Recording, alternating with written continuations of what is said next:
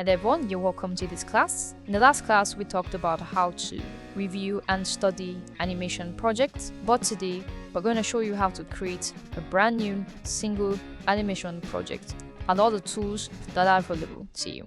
So right here, when we're in the homepage, I'm going to come over to click this and create a new project. This is going to bring up these options where I can adjust the settings of my canvas. This option is pretty much the default, but you can change it at any time. But I think I'm okay with this. The frames per second can also be adjusted, but I'll leave this for now. This is the initial duration. So this shows us how many frames are going to be in our project. In our use case, I think this is fine. And do not worry, because after you have created a project, you can always go back and adjust it. So we're going to click create. So here we have the interface. It's probably not too new because you saw this in the previous class, but this is a little bit different. So we're going to go through everything and explain what all of these things are. Okay, we're going to start off by explaining the project settings. So right here you can see that we have a new project, and you can actually look at the canvas resolution by clicking this option. This brings up the media size and canvas size. Now, primarily when you want to adjust the size of your canvas, you're going to use, in this use case, the media size. And this might make more sense because the media size is used to adjust the size of the canvas. If I were to quickly go back, I want to explain something very quickly so it makes a bit more sense. Click this and I'm going to go back to exit. If I load in a video file like the last class, I'm just going to open this and import this. For example, you could see that we have our project just like last class.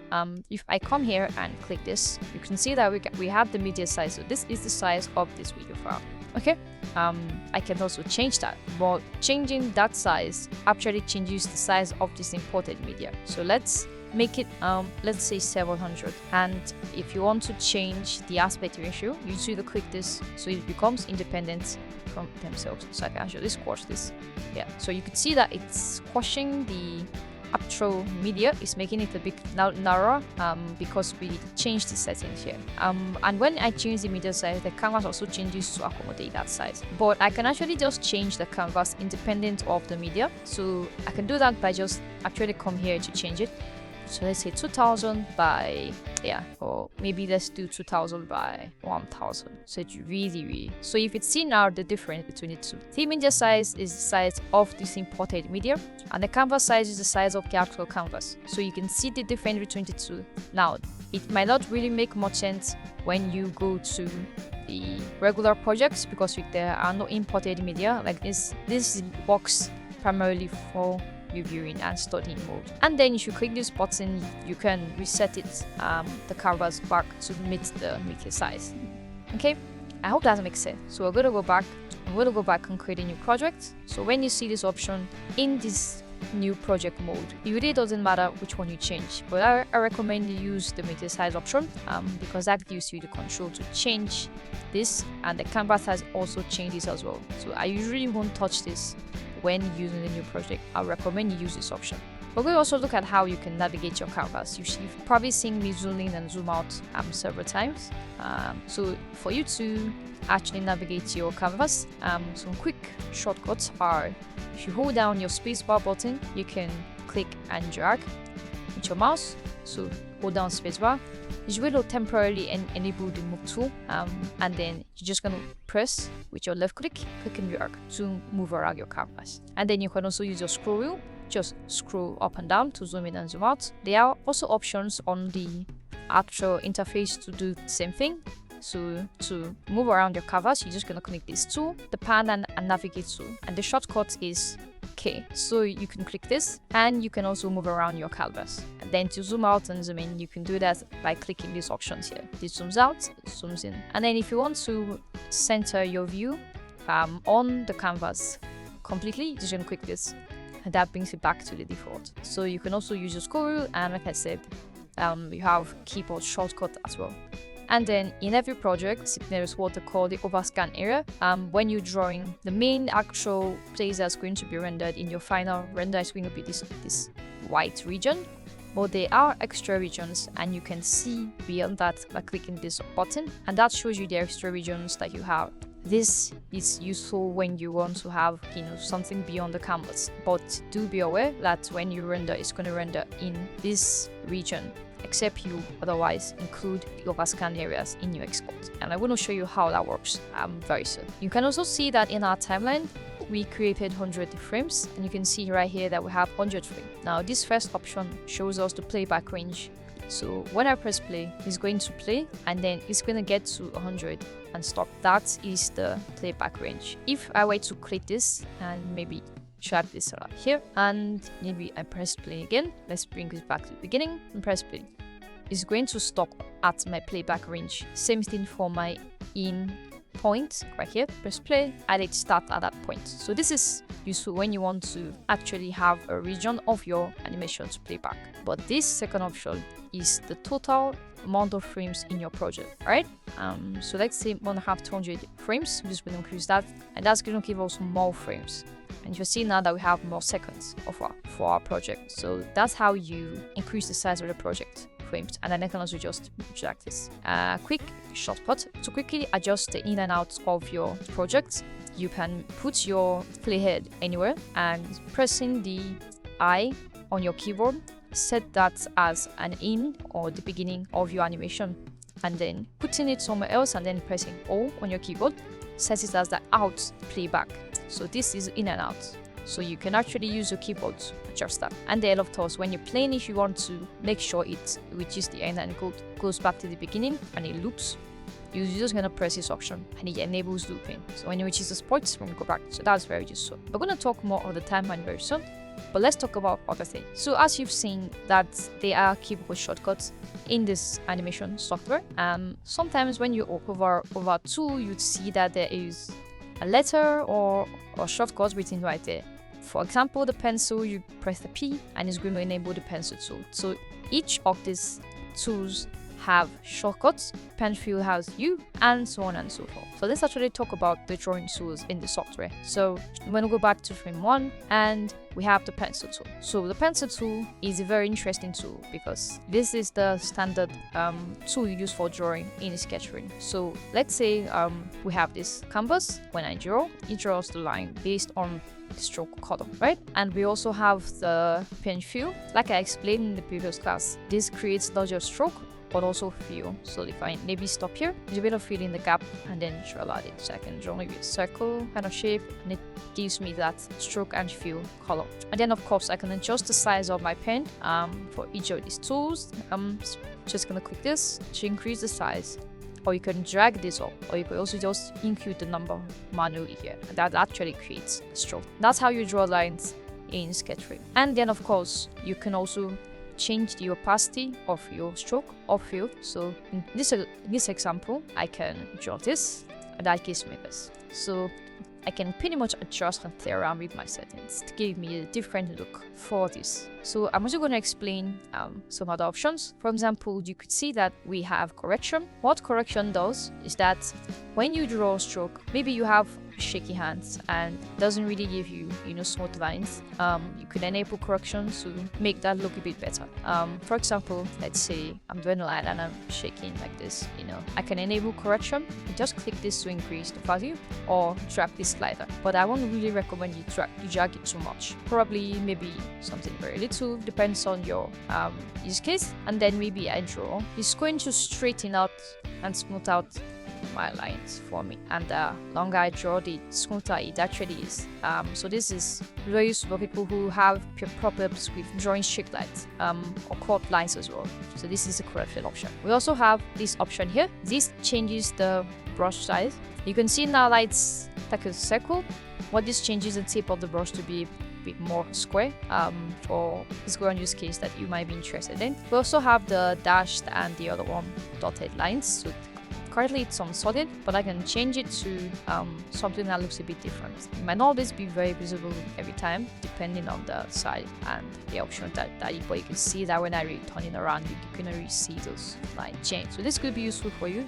For example, you could see add dots change. And of course, to clear my canvas, I can just click this, and that will delete the actual drawings on that keyframe. Let's look at this option as well. We also have this continue up button. So what does that do? So let's say you're inking your drawing and you stop here. Normally, when you want to continue, you have to make sure that you tap the zoom in or make sure that you're very close to where you started, and then you draw again, right? But with this option, clicking this option, if you were to start maybe not exactly at the point where you stop, but close to the point, it's going to make sure that it continues for you.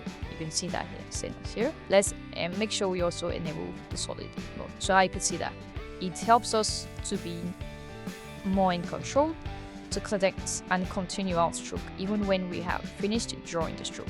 So that's the use case for this option. Very useful when you're doing inking, and of course saves you a lot of time. And just in case you're wondering if the software has pen pressure, it does. This is the pen pressure option. This is enabled, but you have to make sure that you're using a pen pressure enabled device. So when you use like a drawing tablet, for example, when you draw, you see that it has pen pressure. Now you could actually lock this or not, depends on you, but that is enabled by default. And you can also disable that by just clicking this. So whenever you draw, it has the same line strength all the way. So the options for you to create strokes and draw them are very plenty. You can just play around and see what you can come up with while drawing in Sketchframes. There is a lot of things that you could do with all these options. And then of course you could, for example, maybe draw line, something like this, and don't forget that you can also reduce the opacity of your layer. So let's look at other tools right here. We also have eraser tool, and this one helps us to erase our canvas. So let's say, for example, I'm going to do this. So let's say I draw something like this or a circle like this. With my eraser tool, I'm going to click this and I can erase as well. So that erases anything. And then same options for the pen, like we explained earlier. Also has pen pressure, correction, and everything else. This option here, erase color. This is an option for erasing a specific color on your canvas. So let's say I were to use my fill tool, for example, this is the fill tool, and then I click different color for my fill. Maybe let's pick a red color, and then I fill this in. If I use my eraser tool, normally it's going to erase everything, right? But if I want to just erase the red color and nothing else, I can enable this option, and I can click and drag this to select the red. And then if I were to draw and erase, it's going to only erase the red and nothing else. I can also color pick by clicking the color and then clicking this option to color pick, plus picking a specific color or color code. So this option is used for people maybe who are using the graphics tablet and don't know how to click around. You just click and drag this and drop it there. So in the current version, this particular color picking is better when you have the color in the same layer. And then if it's in a different layer, I prefer you use this option. So now you can see that that's how you can erase specific color. And like I already explained before now, this is the fill tool. And this one also fills in like we saw previously. Before I go to the fill tool, I want to explain something in the pencil tool, and same for other kinds of tool as well, and eraser tool and pen fill tool. Sometimes you might actually prefer drawing different kind of line. You could see right here that this option alias is currently off. I can actually enable this, maybe use soft. So let's clear this canvas to explain that. So let's draw a line with soft or with off. This has off. Let's draw one with soft, and let's draw the last one with hard. You can see the major difference here. The one that has off option has smooth edges, and the one that doesn't have, these are alias lines, and they have hard edges. And that's for a reason, because in animation and production pipeline, sometimes it's preferable to use this kind of lines, especially the hard option. That gives you more control when you're coloring, and it gives you less error. So it depends on what you're doing. If you're sketching, you could just use this off, but when you're doing your inking, you might want to switch to the hard option to give you more control. And same thing for the eraser and everything else. I can erase with off, or I can also just use, let's make sure we disable this erase color, or I could just use the hard option to erase as well. So that depends on you. So let's look at the fill tool. I'm going to delete this layer and I'm going to draw. Let's just draw something very small, maybe like this. We have this circle, and I'm going to create a new layer just to demonstrate something. Click plus to add a new layer. This layer one is the ball. You can see if I disable it temporarily, you'd see it disables. I'm going to change this and write ball, and maybe this is going to be we're gonna maybe draw a box on the ball, on maybe the ground. So I'm going to drag this and drop it behind the ball, and I'm going to draw just something very rough like this. Maybe this is the ground for the ball. So now let's look at the fill tool. So let's see, I click here to change color. Maybe the ball is going to be this sort of color. And then to fill, we're just gonna click this. That fills in the color, which is very, very useful, right? And for the box, let's say I were planning to fill the box. Now remember, the box is in a different layer. If I still have the ball selected and I click this to fill the box, it's not really going to work. It fills in the entire canvas, right? Because that's in a different layer. If you want to reference every layer on your canvas, that includes the box, you're gonna change the reference right here and click all. So by default, it's set to active. Active means the active layer right here. But in this example, we want to reference every layer on our canvas. So we're just going to click this. And that is going to make it possible that now, if I click this, and what happened, it's still filled in everything. So what happened? So in the current version of Sketchframes, you have to be aware that whenever you have a line layer and a fill layer, so usually when you walk, you probably walk in 2 different layers. In this use case, you can see that the box line layer is underneath the ball line layer or the ball layer. And when you fill it in, you have to ensure that the line is always above the fill. So we're going to drag this back up. So now, even if we were to paint on the ball layer, it's still going to reference the box layer. Or just ensure that the line is above where you are currently filling.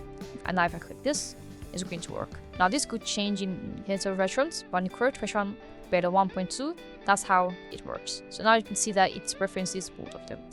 So maybe I want to change the color of the box, maybe to like this, right? That's how you can fill in your color. And that's what these 2 options are for. We also have more options. For example, let's change this back to active. This option right here, this one right here, invert fill. What is the use case for that? I'm going to show you very, very soon. So let's look at this example. Just open up a project and you could see that we have this character walking, right? So this might look very complicated, but it's really not complicated. What we're going to look at is the fill. But before I really go into that, you can see that he is moving, and of course, how do we do that?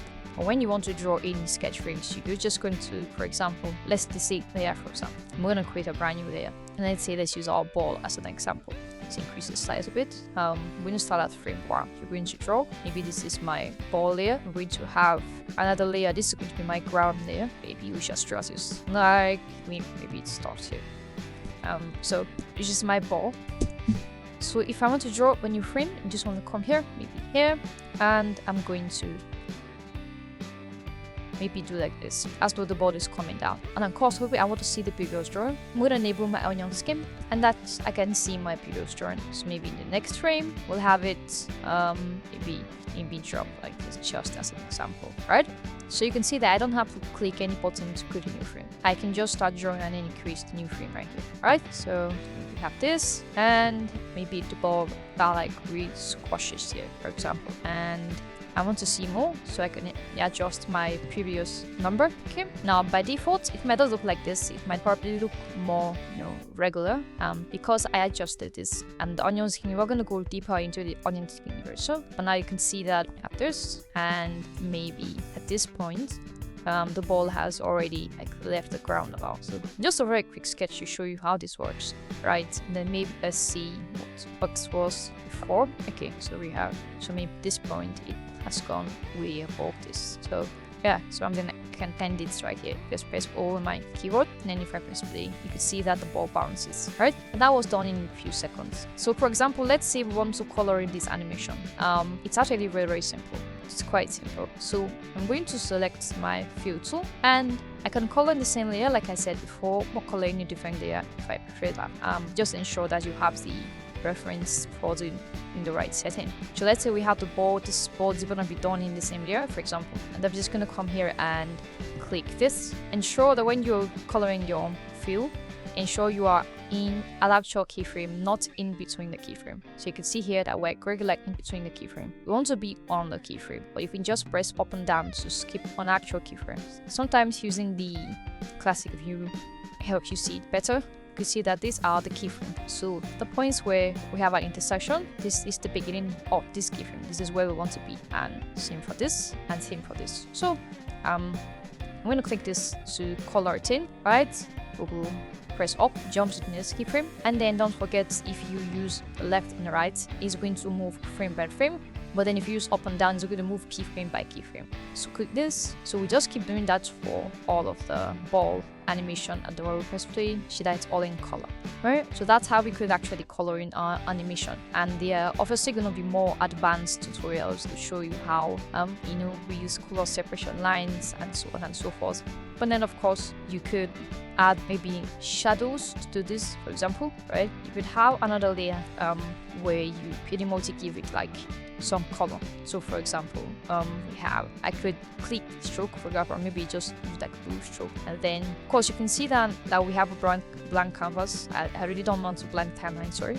So I can leave this, and then I can duplicate this actual ball layer by right clicking, and then I make sure I duplicate with empty keyframes. That's going to keep the same timing as before, but it's just an empty layer. So now I could maybe put in color separation lines, maybe to signify that okay, this is where the shadows are going to be. So I just do that for every keyframe, maybe like this, right? Cool. So now if you see that we have the color separation line for this.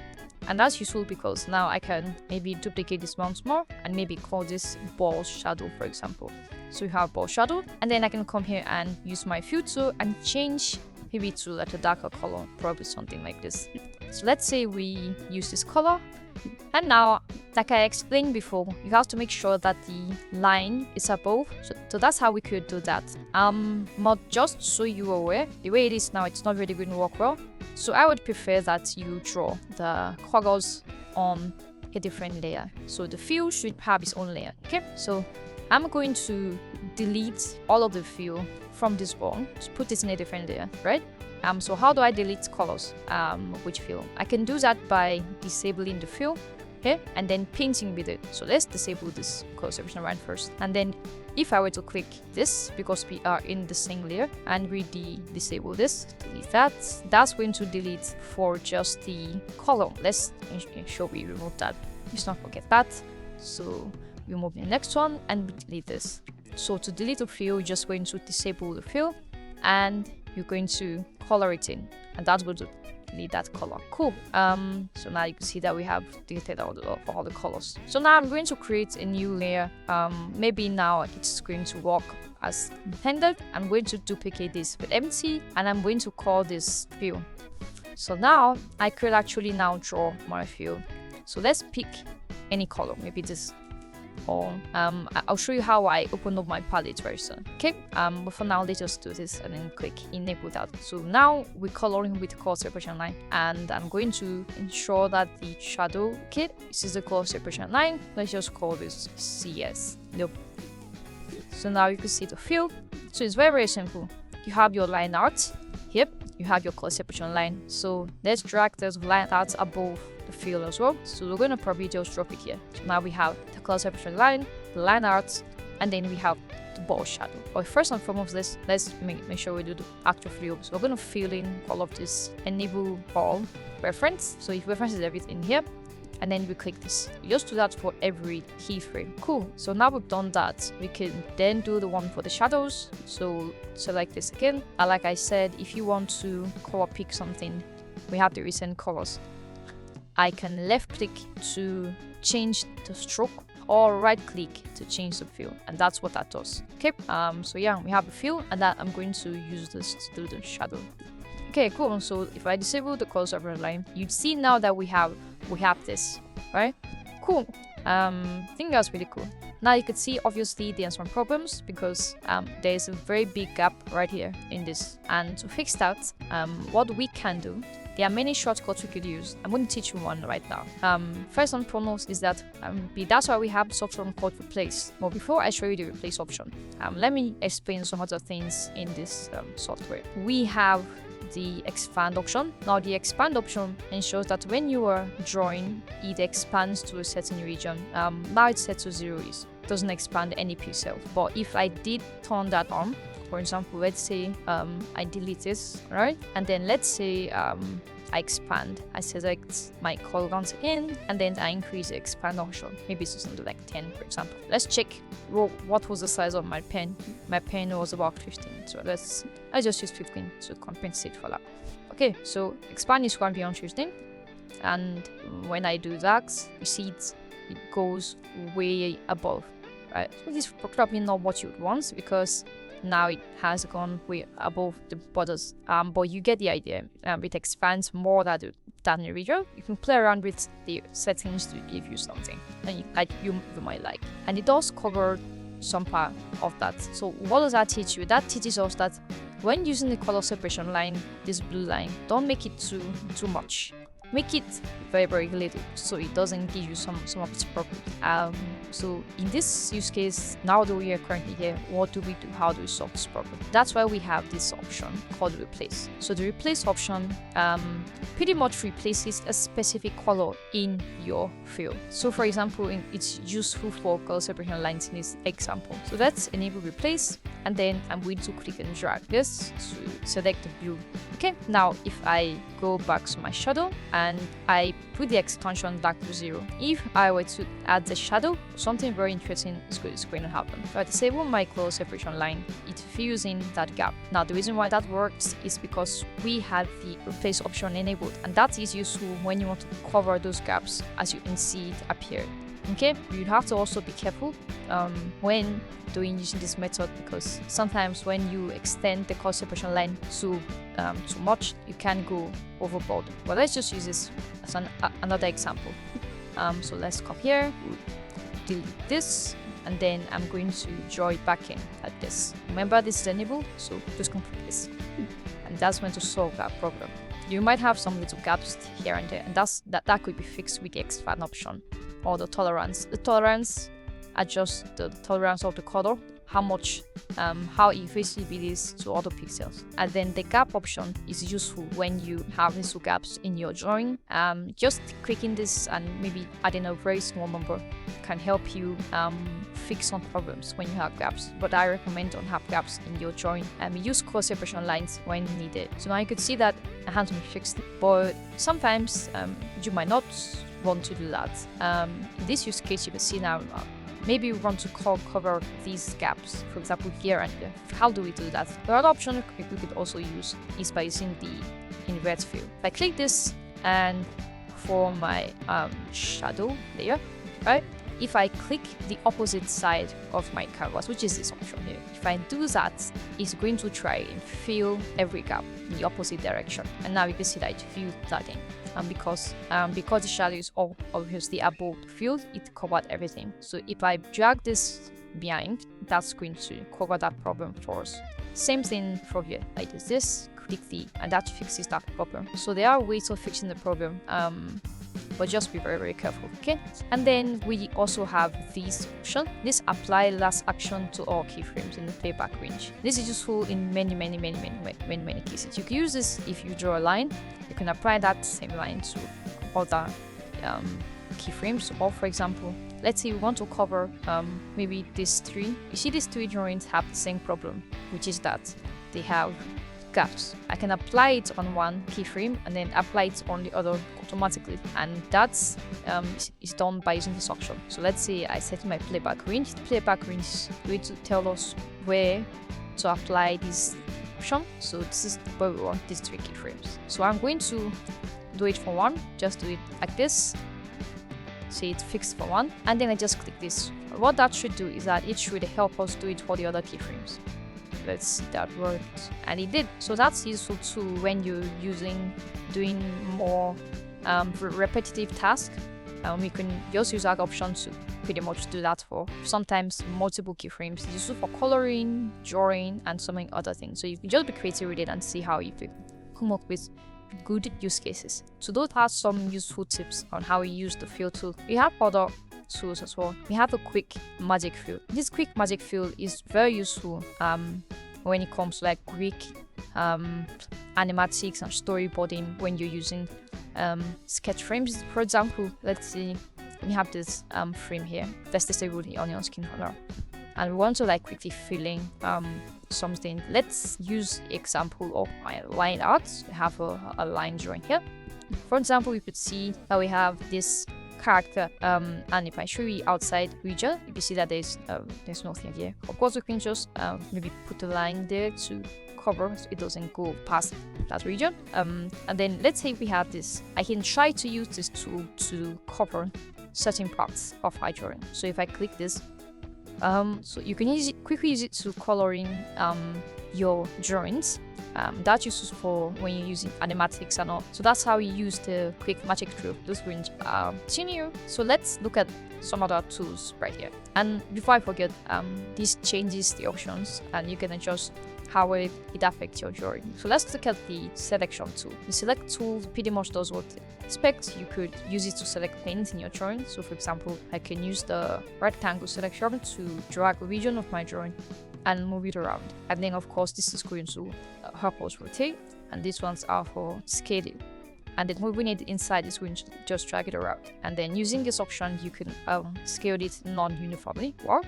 That's how you use the scaling tool. And the way once you're done, you're just gonna press enter. And you can also copy part of your drawing and just hover over it. You press Ctrl+C, and then you go to a new frame, keyframe, and then you press Ctrl+V, and that pastes it right there. And that's how you could paste your drawings from different keyframes. And then we also have the circle round, just uses the circle selection to highlight parts of your drawing. So there's also the lasso selection, which helps you draw out where exactly you want to copy and move around. So this is very, very useful. You can also press escape to cancel selection. So let's say I were to just this head, I can select certain parts of the head, and that's going to remove just those parts. Okay. And let me select it. So that's for the selection. We also have another one here, which is the layer transform. Now this one should be very careful because this one doesn't just remove this drawing, this moves the entire layer. So let's say I use this and then I can drag this. This is not just moving the drawing, it's moving every single drawing on this layer. So be careful. Okay. And same thing like before, you can also scale and rotate handles right here. Yeah, so that's how you use this tool. I'm going to talk about the cameras. So let's look at the eyedropper tool. Eyedropper tool is simply used for color picking on your canvas. So let's say I want to change the color of my stroke. For example, as you can see, it's currently in black. Select the eyedropper tool and then I use my left click to change the stroke color, or my right click to change the fill color. So just be aware of that. Okay, left click for stroke, right click for fill. So now you can see that we're back in our project, and if I were to show you this project, just see he's working. It's a simple walk cycle, right? If I enable my color separation lines, you see how they actually look. So the blues in this example are for the shadows, and you can see that I drew them very lightly. I didn't use thick lines for the color separation lines, so I recommend this kind of colors or this kind of line width rather. Same thing for the parts where I don't want a stroke to be there. In this example, you can see that there's nothing here, there's no stroke. So I use the color separation line to separate those colors. And yeah, you could use any colors you want, but you can see how I use the color separation lines to give it color and shadows and all. So that's how you do it. You do it for each frame, and that's how it gives you this option. And now you can see that the character is walking, right? So let's say we want to add some camera animation to this project. How do we do that? So it's quite simple. Okay, let's explain the camera tool. So first and foremost, you have to enable the camera in your layers. So we're gonna add this to add a camera, and you can see now that we have camera in our scene, but nothing really changes, right? So what we do next is now to start animating. We'll click the camera tool option here, and by default it enables encapsulation. That means that let's say I want to adjust our camera.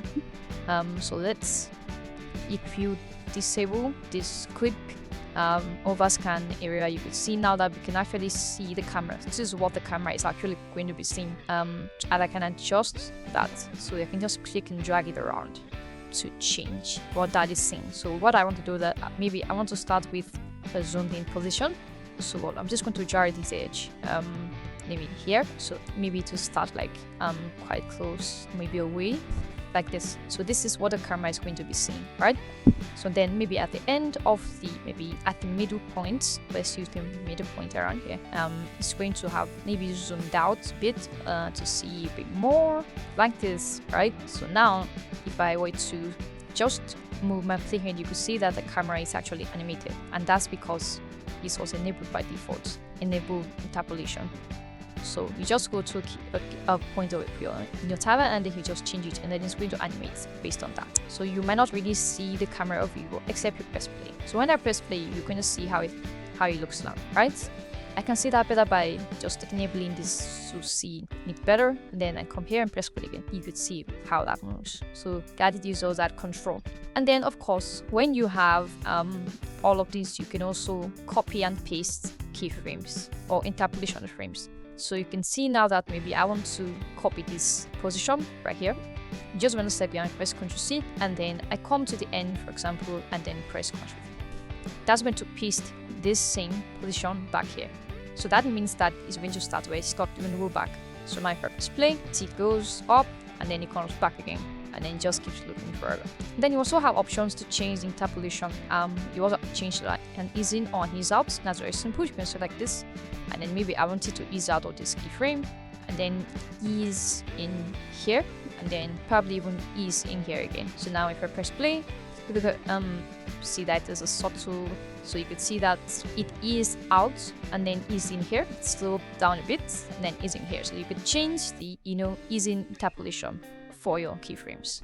Very, very simple. Okay, so that's how you use the camera tool. And then of course you can delete interpolation frame, but just come here and just press and delete. Or you can use the select this and then use this option here to delete as well. And then these ones are simply for just flipping your canvas. And then this one resets the transformation you made at the setting point in your timeline. And then you can also temporarily disable the camera. So you can see that now when I press play, it actually shows us what the camera is seeing.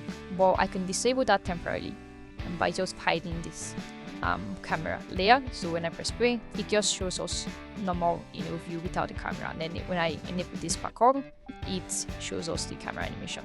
And of course, you can also reset the camera entirely by clicking this option. That resets everything back to the beginning. Also, let's say we have our animation here, right? I can also disable the interpolation here. You can see that because we have this interpolation ease in and ease out. I can disable every interpolation. That just gives us the regular, and then if I enable it back on, gives us a view, so you can disable temporarily in different ways. So that's how you use the camera tool. It's a very, very useful tool. And you can combine this with so many things. You can combine this with a background and do full-blown animation if you want. Or here, useful in animatics and useful in animation. And when you export, it's going to export not this, it's going to export the camera when you press play like this. So you just keep that in mind as well. So let's look at all options in this software. Let's talk about onion skin. So I'm going to disable camera, just remove that. So the onion skin is very, very useful. And onion skin enables us to see previous drawings before and after. So if I enable this option here, you can see that we have the onion skin enabled. In your use case, it might look quite different. I'm going to show you how I actually set mine to look like this. But pretty much what happens is that when you have the onion skin, it can enable you to see previous and next keyframes. So let's use maybe the line layer as an example. You can see now that we have the line layer, and you can see that we have green and red. So let's increase. So each of these numbers signifies how many keyframes before and after. So this the one for the green is the first keyframe after this current drawing, which is this. I can increase the opacity, use it, and it gives you that option. So I can make it very, very high. Same for the four, so they are very, very high. So I can then enable the second one, if we make it just a little bit higher. And if I want to disable an onion skin, I can just click the number, and that's going to disable the onion skin for that. So these ones are actually disabled, so I'm going to enable them back on and just play around with opacity. So you can see that we can see so many keyframes before and after, and it might feel a bit confusing for you, right? So you can also reduce your opacity, like I said, of each keyframe before and after, or you can just reduce the general opacity of all the keyframes on your skin, or you can reduce the amount of keyframes you see per time, and that can be done by adjusting this number. So previous one would be I just want to see the first keyframe, and then I want to see the first after. So that just gives us these two options. And then if I want to see frames, not the keyframe, but the actual frames, I can use this option. But this might already be quite useful to you. Usually you just want to use the keyframes, so that's what is going to be very, very useful. So now you can see that's how we use the keyframes in this software. For example, let's say I'm making an animation, and maybe in between this point I want to make an in-between frame. I just went to compare. Maybe I'll click black. I'm going to show you how to open the palette very soon. But here, if I was to just click one spot, that's when you create an empty keyframe. You can see it here. So you do that by, you can see here, you just click this, that creates an empty keyframe.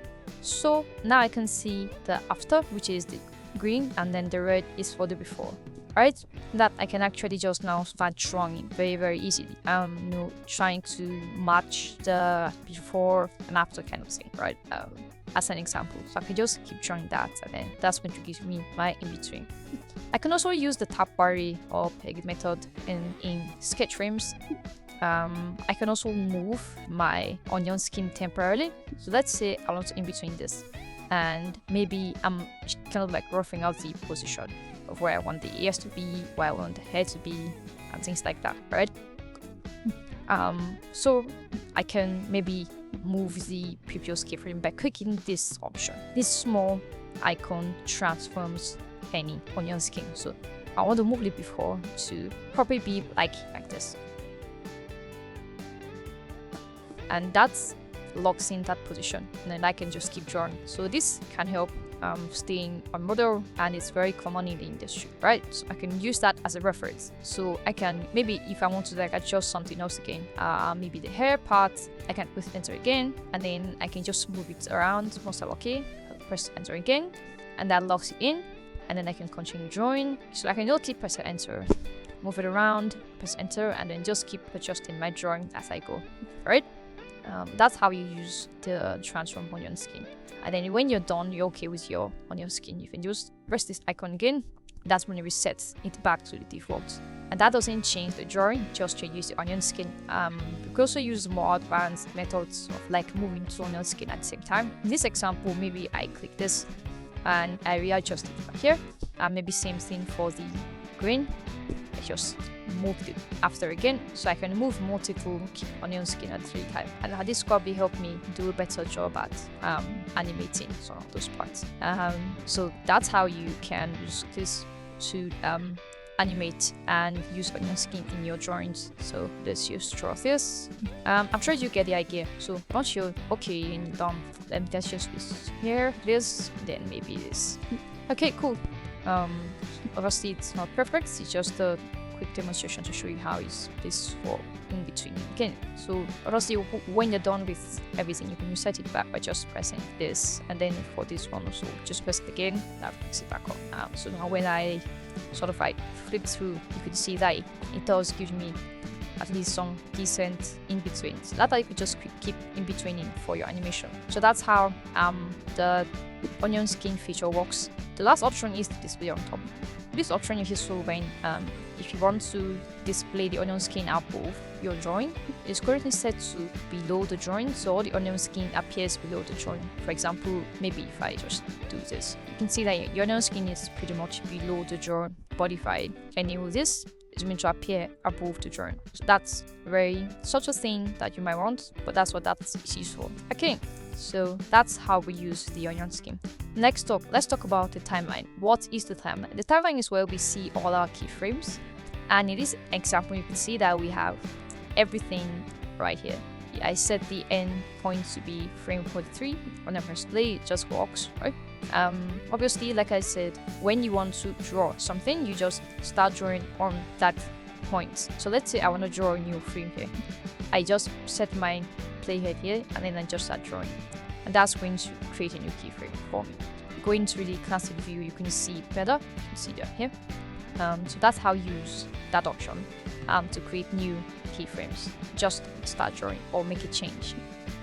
So another thing you should also be aware of is that, for example, let's say I'm here and I want to erase maybe some part of my drawing. Ensure that when you're drawing or making a change to your keyframes, ensure you are at the beginning of that keyframe, not at the middle. Because if you're not at the beginning, it's going to create a new keyframe. So for example, if I want to maybe like erase this part of the node, right, and I'm currently at this point, if I do that, it's going to create a new keyframe because it thinks that I want to create a new keyframe there. Or rather, what you should have done is that if you put your playhead at the beginning of that, and that can enable you to erase and make changes without any problems. So ensure that you're always at the beginning of every keyframe. If you just quickly do that by using your keyboard shortcuts, pressing up and down to skip and stop exactly where you want to be.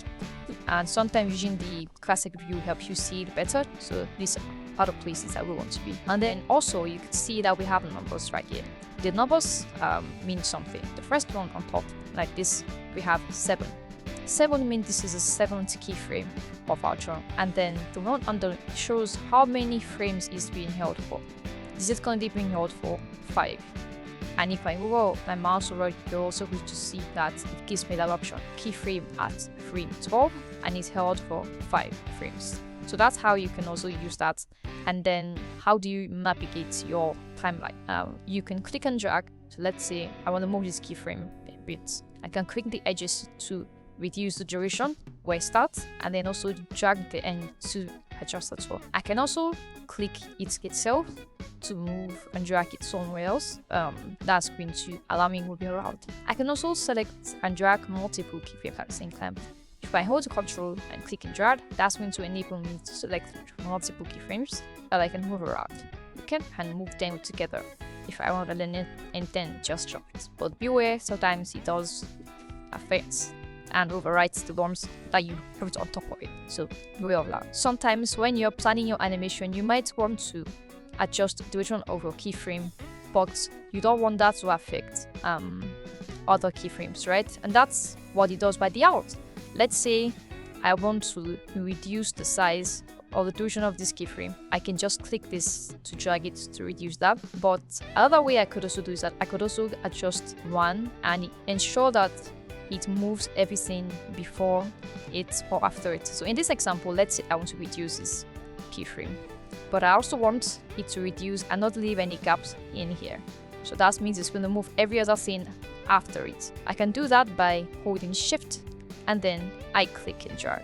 You can see that it has this blue icon and that moves everything as well. So I can do that by even expanding as well.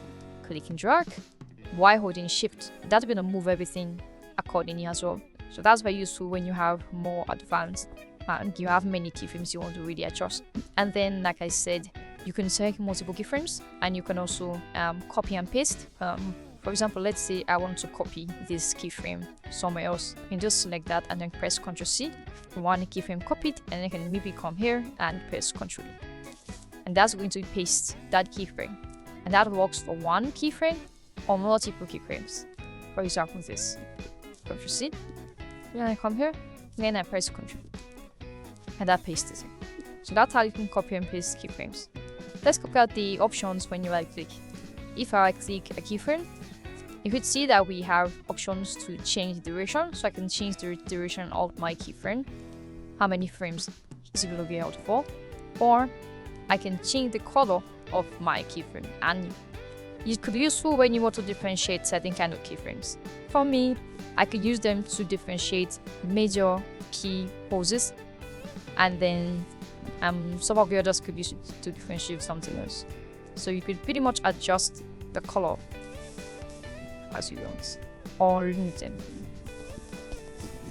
So before I leave this, I'm going to explain something that might look a bit hidden, but yeah, that will show you what that is. Let's enable the view back again, just to have this option. There is a tool. If you right click on your toggle persistence, you can see we have enable keyframe timing mode. What does that do? Currently, you could see that the animation moves in this manner. You can see how it moves, right? So I can change the timing of this animation without having to manually drag this and readjust this, very, very easy. So I'm going to show you how that works. Let's just try that for this use case. So now you can see when the character walks, he walks like this, right? So I can enable that option to change the timing. So if I select where I want to retime, for example, when he comes like this, maybe if I want it to be a bit slower, right? I want to extend the way he walks. For example, there's nothing really wrong with the way he walks, right? But let's say if I wanted this part to be a bit slower, and then this part to be probably closer together, this, and then this wants to be a bit farther apart. I can change the timing let's say I select this. So you select the keyframes that you want to change, and then you right click here and then you enable keyframe timing mode. What that does, that it creates this traditional time charts that you can see the beginning and end, and then we just click up a mouse on any parts of this line. So let me be here as well to automatically retime everything to follow this, so it's more like a ease out of the first keyframe. So now if I press play, you see how it looks. It's sort of like starts off slower. So let's end it right here. It will end it here. It sort of ends, sort of starts faster and then sort of gradually has that feel. So you could change it, so you can see it right here. I can change it, I can drag it, it updates in real time. So obviously maybe I want to have more like an ease out here and then maybe an ease in here. I can add more of them. Allow that gives this option where I can quickly retime my drawings, and I can add as many as I want to really fine tune and even readjust these options to give me exactly what I want. I can also add multiple, so if I also want to individually adjust the timing of each keyframe, I can add as many keyframes or frames as are in my selection to affect each keyframe. So now if you see we have 1, 2, 3, 4, 5. 1, 2, 3. So let's say we did this, and I think now it closely follows how many keyframes we have. So I can readjust them on the fly to really dial in that number and dial in that timing that I really want. Here, right? So that's how you can quickly adjust your timing. I can do that for multiple keyframes, so maybe here I want it to be the other way around. So I'm just going to select maybe this. You can press Ctrl to also add this in, and you can see that it still has the previous timing because it remembers the selection that we used, right? That's why I recommend that once you're okay with your timing, you can come here, right click, and then disable it. Not going to lock it in, right? And then I can come back here and maybe select these keyframes, and then I right click and enable it back. And that's going to give us a fresh start. And now I can just readjust maybe the timing. I want it to probably be more towards the side. So now let's put my end frame to end somewhere around here. When I press play,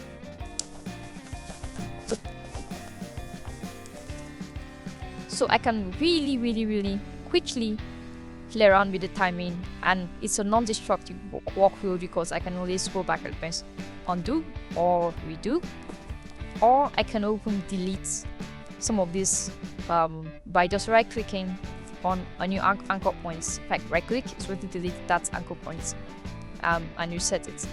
So you have that level of control when it comes to retiming your animation, and that gives you just so much flexibility and time saving efficiency when you're working with things like this. Alright, so I recommend you play around with these options to really dial in that timing that you want for your shots. And then the last option for my timeline is this one here, where you can see the mutes. So if you have an audio file, you can just mute that, and yeah, that's going to disable it. And also, before I forget, if you don't actually have like an audio file and you are playing something, you can enable audio scrubbing. That's going to ensure that once you are scrubbing in your timeline, you're going to hear the sound as you scrub your timeline, which is very important for things like lip syncing. And then we also have this, you can zoom in and zoom out of your timeline, which will be very useful to see more information as you go. The last option here is this follow option. This ensures whether the playhead would be at the center of my timeline or if it's going to follow it to the edge of the timeline. So that really depends on how you set it. But by default, I think it's okay the way it is. So you can pretty much play around with so many things in the software. We're going to show you even more things that you can see that it has as for functionality. But let me explain color palettes. I showed you before that when you click on any color, you can change the color by left clicking, but you can also do right click. And that's going to open up a color palette. And these are colors that are pretty much here by default. You can just click them and use that in your drawing, right? But one thing you should also be aware of is that you can also do some kind of color palette for your character. For example, this character, I created the color palettes for him. If I right click, you'd see that we have some of these colors right here. And you can see I have color for the skin, I have color for the trouser, so on and so forth. So I can just reuse those colors very quickly. So add to your color palette. You are going to, for example, let's say I want to add the new color palette for the stroke for something or the field. I just select that color normally, like this, sky blue for example. And then once that's there, I'm going to right click and then I'm going to click add current color. That's going to add that color to my color palette. I can also readjust the order in which they appear by clicking this. I can click and drag it and move it anywhere I want. And then I can also rename the color. So I can maybe name it sky blue. So when I press sky blue, I can save. And now that's saved. If I click that again, you can see that we have sky blue. And then I can also delete this as well and just delete it. So that's how you can add color palettes to quickly select your preferred colors. Okay, let's also talk about layers. So layers are what we were using before now, and the way layers work is that the higher it is in the stack, that's the way it's going to appear in the canvas. So let's say let's create 2 new layers. This one is going to be, this is layer 16. So I'm just going to maybe draw a 16. So maybe you have like this 16 for example, and then this one is going to be 17. Let's change the color of 17 to maybe be this. You're going to see that the 17 is going to appear above the 16, right? And that's because of the layer order. If I were to drag 17 and bring it below, you see that 16 now appears above 17. So that's how it works. And to disable the layer temporarily, you just click this button to disable the visibility. You can also adjust the opacity of each layer by dragging this slider. And then there are some other options when you right click on a layer. You can see that we have duplicate layer, and that creates a duplicate of that layer. And you can see we have copy, and that preserves every drawing in that layer. If I disable 16, you can see that we still have another copy here. So that's what that does. But the second option, which is the duplicate with MC keyframes, this is useful when you want to duplicate a layer that has multiple keyframes, but then keep the keyframe structure. For example, you can see that we have lines. We have many keyframes. I might want to maybe have like a few layer for this animation. So I don't have to go back and then create a new layer, then now try to start readjusting the keyframes to match with the line arts. That's going to be very stressful. You can just simply right click and then duplicate with MC keyframes. And that's going to create duplicates with MC keyframes. But now I can pretty much just color in, and it's going to match the timing of my line art. Okay, that's what that is used for. You can also do another option. Let's see here. Let's bring just leave this. We have 17 and 16. So if I can select multiple keyframes by pressing Control, and that's going to select multiple keyframes, multiple layers. Sorry.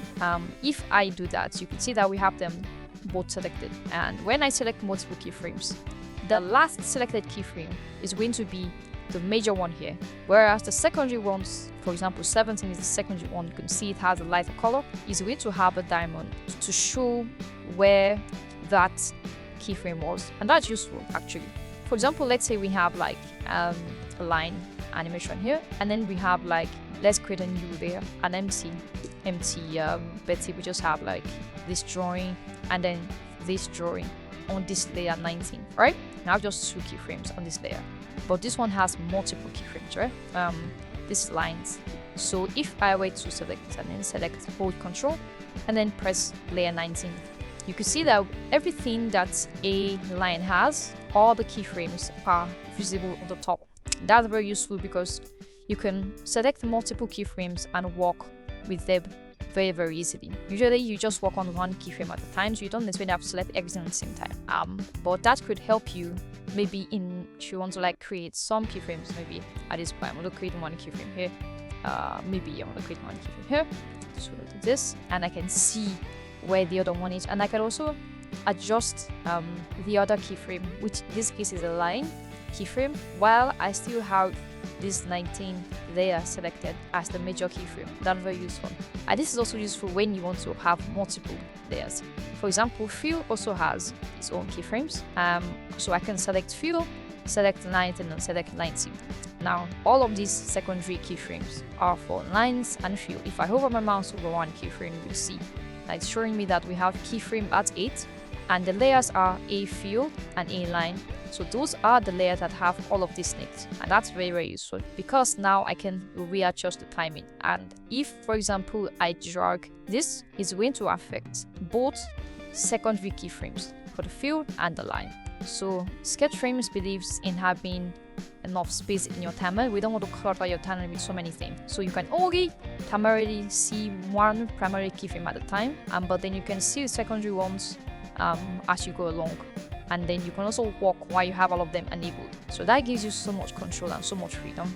And of course, doesn't clutter your timeline to look very, overwhelming. That's how you can actually do that. So that's the works you use some of these options for. And then the simple trick is that when you click these layers, actually, it deselects every other thing and just leaves the primary selection back on. And then if I press it again, it's going to select everything on my layer stack. Press it again, it clicks just one of the primary keyframe. So that's how you can select multiple and then just one. And then we also have this option where if I select multiple keyframes or layers, I can right click and merge the two together.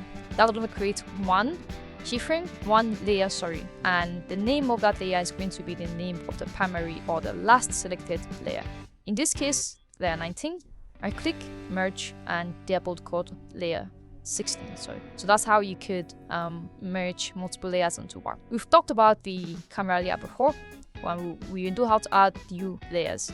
Lastly, we're going to show you how to add and import media. You can also import media into this software. You can import video files. You can also import image files and sequences. So for example, I'm going to click this and you can see that I can import a video. That's going to ask us how they want to import the video. They want the video to fit into the canvas or fit into the overscan area.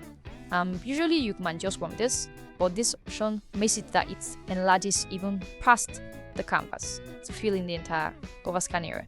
So when I press this, it's just going to import that for us. Then we also have this option where we can import images for an image sequence. So for example, I can just click this first one and I'm going to import this, and it just imports that right here. You can see it right here. You can see the frame, right? But I can import an image sequence. So let me show you how to do that as well. You come here, click, and you select all of the keyframes or all of the images and press open. It's going to ask you multiple questions. It's going to ask you if you want to import it as an image sequence, which is what you probably want, or as individual layers. This might already be useful to you because it's going to create each frame or each image is going to have its own layer. You might not want that, right? So most likely you probably want to use this option if it's an image sequence. But if there are multiple images that's totally different, you can enable this option to make them each have their own layer. But for this example, image sequence is actually what we want. So it's going to import that as an image sequence. And you can see right here that we have it, and everything that we imported has become an image sequence. And if I play it, it's going to just go play as it should. And then you have to also be aware that wherever your playhead is where you imported media screen for. So because I had my playhead right here, when I imported this image sequence, it dropped it from these points. So beware of that. So you have to look at where you put your playhead before you import any media. And then I can also just drag them along if I want. And sometimes dragging multiple keyframes or frames might be a bit annoying. Let's disable timing. So which is why we also have the classic view, which can just easily select multiple keyframes with this view. So I can drag this back to the beginning, but don't forget what I said. Whatever place your playhead is, when it imports a media, it's going to start at that point. So do that. So next up, I'm going to show you how you can save your project, because that's very, very important. So here we have a blank project. Created a new layer here called layer 3. I'm going to draw a line. Probably didn't show you this before, but when you hold shift and click and drag, you can create a straight line. So let's say I do this, and then I want to like draw in a bit like a ball or something, right? So we just have this using my pen tool, and then let's say we're doing this structure. But we just have these 2 frames, right? And this is probably how your on your screen will look like by default. Now, if you want to save your project, that's always of saving a project. You can save your project as a file, just save project, or save it as a folder. So I want to explain what the 2 are used for. Save it as a file. If I click this, it's going to save it as a frames file. You can see that it's asking us where we want to save it. You can just give it a name. I can call it new project, for example. That's fine. Save it in my assets folder, and that's going to save that project. So that's it's going to appear as a frames file on my PC or on my system. So that saves it as just one file. You can see it right here. It's just saved as one file, .frames. But there's another way you can also save. So this is more for complicated projects that have many images. Because sometimes when you have a big project and you have many frames, saving it as just a frames file can be a bit slow. So a better way of saving bigger files would be to use save as folder, and that saves everything on your system as a folder. So I can create a new folder. I'm just gonna call this project, and then I select that folder as by folder. Allow, save changes, and now it's saved as a project folder. So if I go back, I would see that we have this folder right here, and it saves as a folder, and it keeps all my assets in one place. So that's better for bigger projects, and that's how you can save your project. Make sure you save so you don't lose out on your project and your progress. I'm going to show you how to open up your saved project. We're going to go back and open up the project again. So to open up your project, you can see that we have 2 options here. We have open project file and open folder. So this first option opens up the .frames project file. This is what we already had before. And this option opens up the folder. So let's do the first one. Click this, and we are going to look for assets. So you can see this is the folder, and you can see it here in new project .frames. Open that up, and you can open up everything that we did in the last example. You can see. So let's open up our folder instead. We go back and click open folder. So for our project folder, you can see that I saved it in my asset folder and created a folder called project. So what you think you do to open your project that is a folder format, you just open up that folder you selected and you click select folder. So that's very simple, and then it opens up everything just like it was before.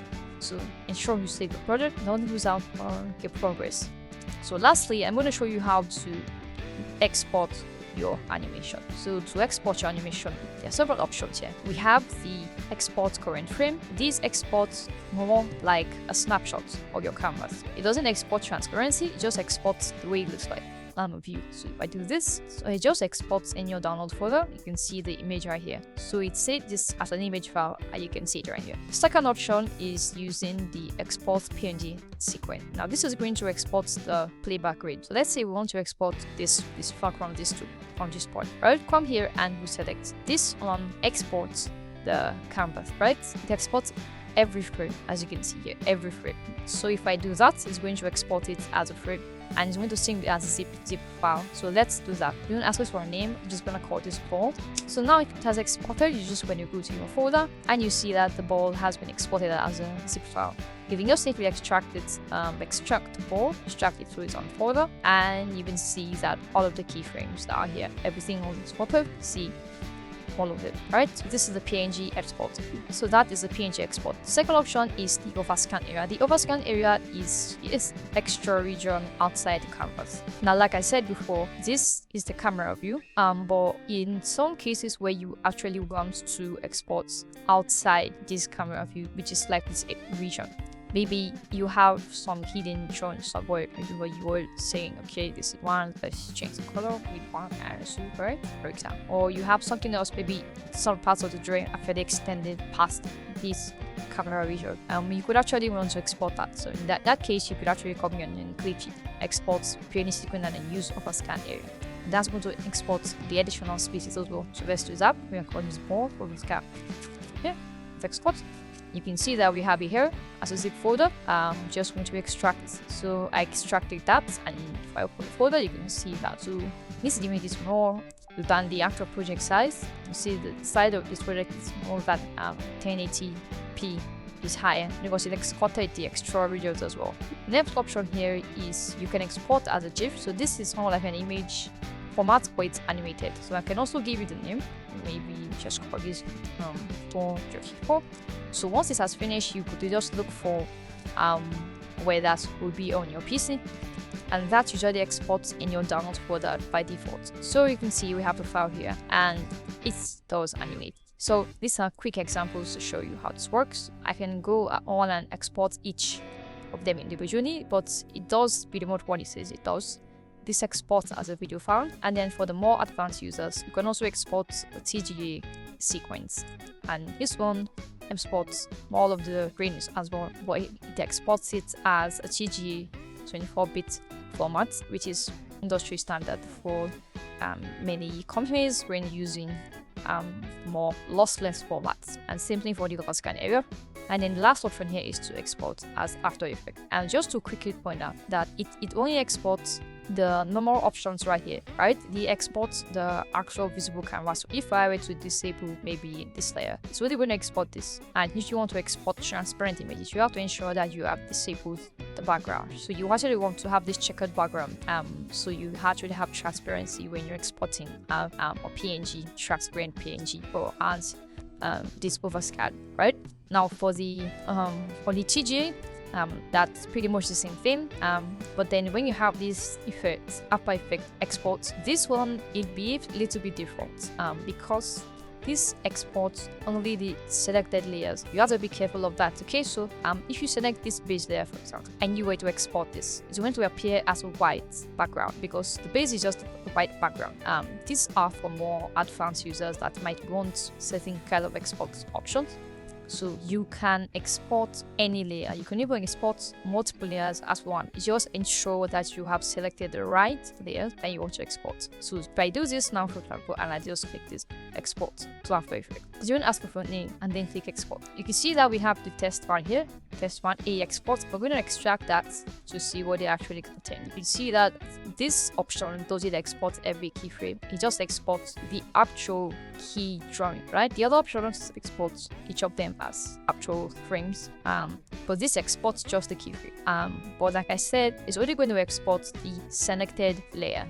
In this case, we already selected the background, so this is actually just the background. If I was to open this in After Effects, you're going to see how it's highlighted. So let's do that very quick. So here we have After Effects. I'm going to let's just create a new composition as an example. Press OK, and I'm going to drag that TGA file. Here we have the file, so I'm going to drop it right here. And if I were to put it in my composition, you're going to see that it's just a white background. Why? Because we selected just this while exporting. But if I want to actually select and export these, artful layers, I will do that by selecting this, maybe this one, for example, and I'm going to let me merge them together, just to make it very, very simple. So we have these two, and I'm going to merge them together as well. So now, if I were to export to After Effects, and then call this ball test and export. So if I open my folder where it exported, so you could see that we have two frames. So like I said, it only exports the keyframes. So we have just two keyframes. That's why it is whether there's two keyframes. And let's just drag one of them in After Effects to see how it looks. If I drop it here, you could see that truthfully it did export it as that. Okay, then of course you can freedom to do everything because this is the lossless format. It's a high quality image. So with a more advanced example, you can see that we have this character walking on the screen, and we have multiple layers and keyframes. So you can see that we have the line layer. We also have two fill layers for this animation, and then we have this is the background. All of these things. So how do we export this to After Effects? For example, let's say we want to keep all of this as one information. So a more professional way of doing this would be to select all the layers that we want to export, which is these three, right? And then come here and then clicking export to After Effects. We'll give the name, I'm just going to call it maybe A then press export. So like I said earlier, it's going to only export the keyframes, not the frames. So it's going to export all of this as one image. So we have like about 18 or 19 keyframes. So it's going to export 19 keyframes. So let's check the folder. So you can see that we have the A export folder here. Just want to extract that to its own folder. So if I open up that folder, you can see it here. It did export all of them. That's cool. So now what's left is for us to bring this to After Effects, and you don't really have to do this manually. That's why we have the option. So open After Effects. Instead of dragging those images manually one by one and trying to retime them, as it's quite common in the industry, you can just come to File, and then you click Script, Run Script File. You're going to navigate to where you exported and extracted the files, which in this case is this one we just did, and then you're going to see that there is a JSX file. So you can open that file, and it's going to create a composition for you, and it's going to give you the correct timing of everything in one click. You can see that we have the export here, and inside that composition we have the CGA sequence, and it exported the overscan area. So now if I press play, it moves as it should, and then I can see that it's high quality, lossless, aliased colors and lines, and that gives me so much control to really fine tune and play around with these as much as I want. Okay, so that's how you can import from Sketchframes to After Effects and do a whole lot more final compositing here. So that is the process on how you use Sketchframes. It's a very interesting software that is already being used professionally, and if you want to see more projects and check out the project files for some of these examples and our lessons, you can check us out on our support page on Ko-fi. So yeah, in the next class I'm going to show you how you use the storyboard editor and how you do storyboards and animatics in Sketchframes, and of course a whole lot more. So I'll see you there.